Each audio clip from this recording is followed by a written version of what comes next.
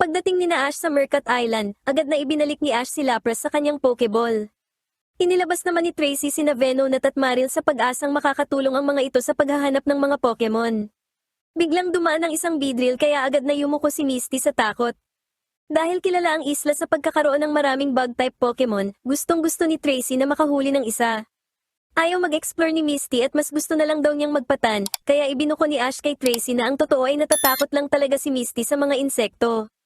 Tinawag ni Tracy na duwag si Misty, kaya naman tinapakan siya sa paa nito.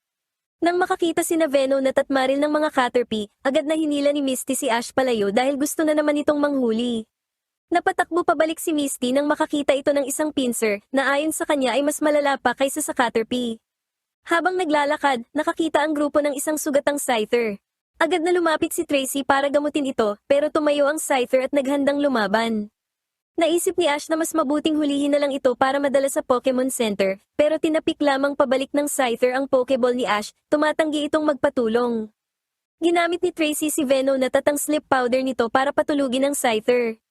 Matagumpay itong nahuli ni Tracy at agad silang nagtungo sa Pokemon Center.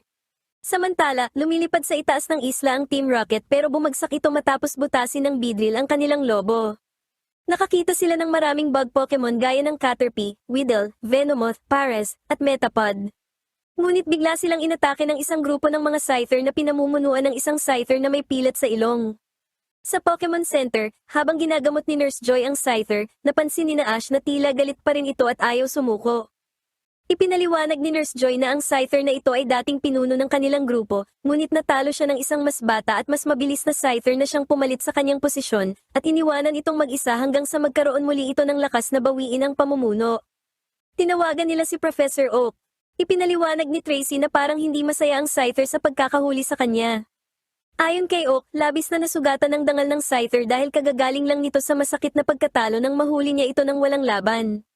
Pinayuhan ni Oak si Tracy na suportahan ng Scyther para mabawi nito ang kanyang lakas at tiwala sa sarili. Nakatakas ang Team Rocket sa mga Scyther, pero napansin ni James na naputol ang buhok ni Jessie dahil sa atake ng bagong leader ng pangkat. Nagulantang si Jessie nang makitang hanggang balikat na lang ang kanyang buhok, isa itong bangungot para sa kanya. Dahil dito, nagplano silang maghiganti at hulihin ang lahat ng Scyther para sa kanilang boss.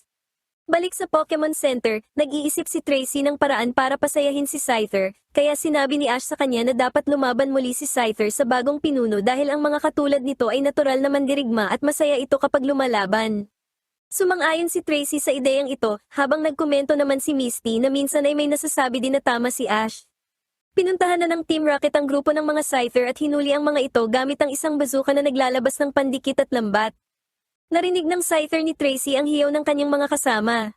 Kahit pinapayuhan ni Nurse Joy na magpahinga pa, pinilit ng Scyther na lumipad patungo sa kanyang pangkat. Sinundan siya ni na Ash at Tracy. Parang baliw na inasar ni Jessie ang mga nakakulong na Scyther at natakot sina James at Meowth sa kanya. Biglang dumating ang Scyther ni Tracy at pinakawalan ng mga Scyther. Dumating din sina Ash at pinagtawanan nila ang bagong gupit ni Jessie na lalong nagpagalit dito. Inilabas ni na Jessie at James ang lahat ng kanilang Pokemon. Kahit nanghihinat, ginamit ng Scyther ni Tracy ang Swords Dance para pawiin ang smokescreen ni Weezing.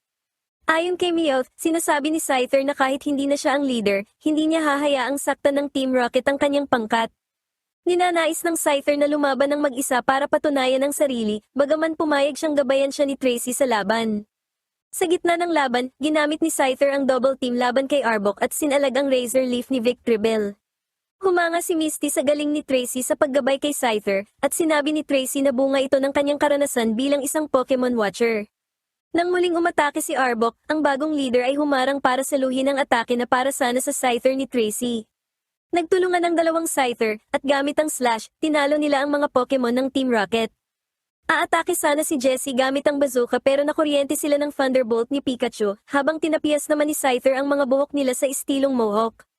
Matapos maligo ng mga Scyther para alisin ang pandikit, nagkasundo at nagkaroon ng kapayapaan ang Scyther ni Tracy at ang bagong pinuno. Nakita ni Tracy na mas lumakas si Scyther at pinabalik na ito sa kanyang Pokeball. Gustong gayahin ni Tracy ang ginagawa ni Ash kapag nakakahuli ng bagong Pokemon, kaya naman nagpaturo siya kay Ash. Nainis naman si Misty dahil parang nagiging si Ash na rin si Tracy. Nakasakay na naman ang mga bida sa likod ni Lapras. Narinig nila ang pagkulo ng tiyan ni Ash at tinanong siya ni Misty kung paano siya nagugutom gayong nakaupo lang naman siya. Sumagot si Ash na iniisip niya kasi kung ano ang kakainin. Nakakita si Pikachu ng isang isla at agad na nagtungo doon si Lapras. Paglagpas nila, biglang lumitaw si Jigglypuff at ngumiti.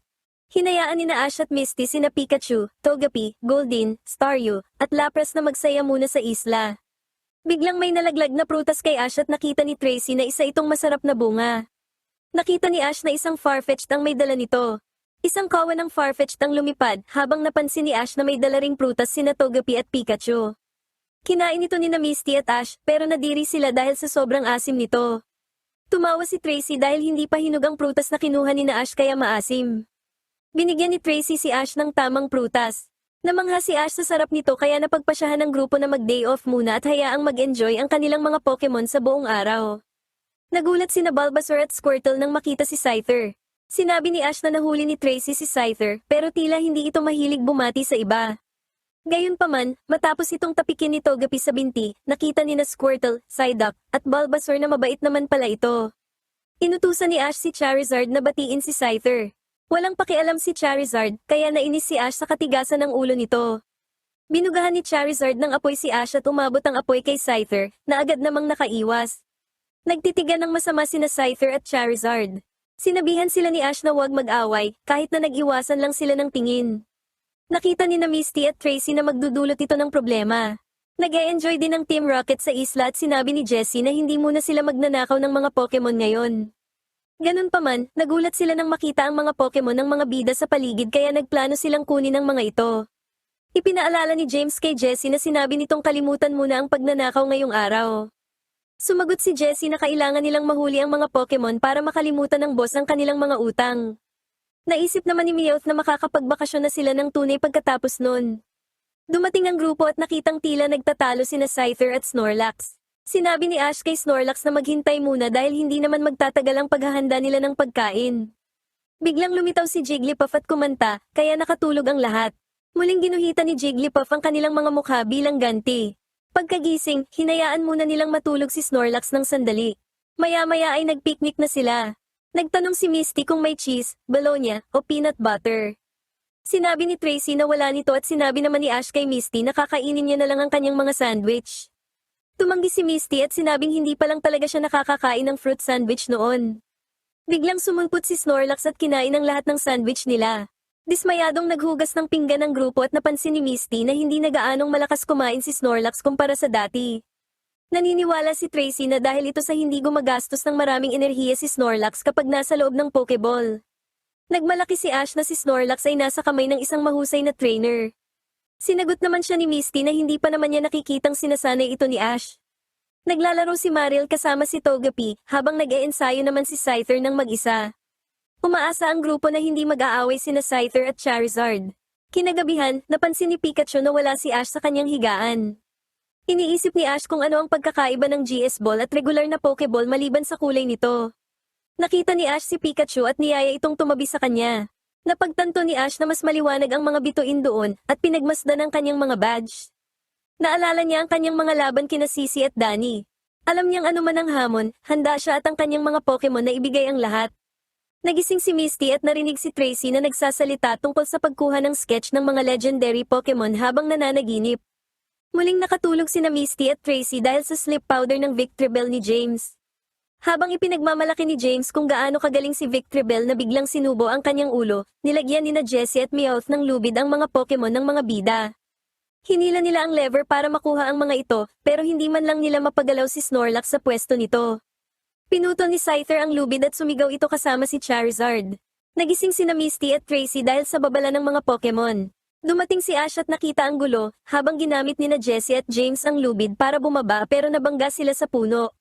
Nagkamali sila ng pagbigkas ng kanilang moto dahil sa hilo kaya kinalmot sila ni Meowth.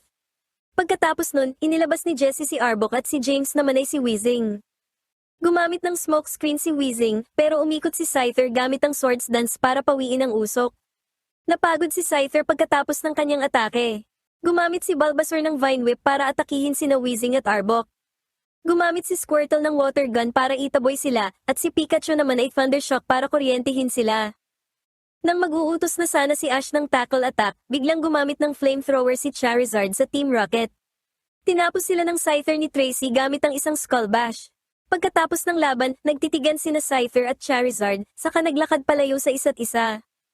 Alam ni Ash na maaari itong mauwi sa away, pero para kay Tracy, ito ay tanda ng respeto nila sa isa't isa. Kinabukasan, naglayag na muli ang mga bida sa kay ni Lapras. Malungkot ang Team Rocket na hindi makaalis sa isla, pero pinilit nilang maging positibo at inisip na lang na dahil dito ay hindi muna sila magtatrabaho. Biglang lumitaw ang mga Farfetch'd at pinaghahampas ang Team Rocket gamit ang kanilang mga tangkay.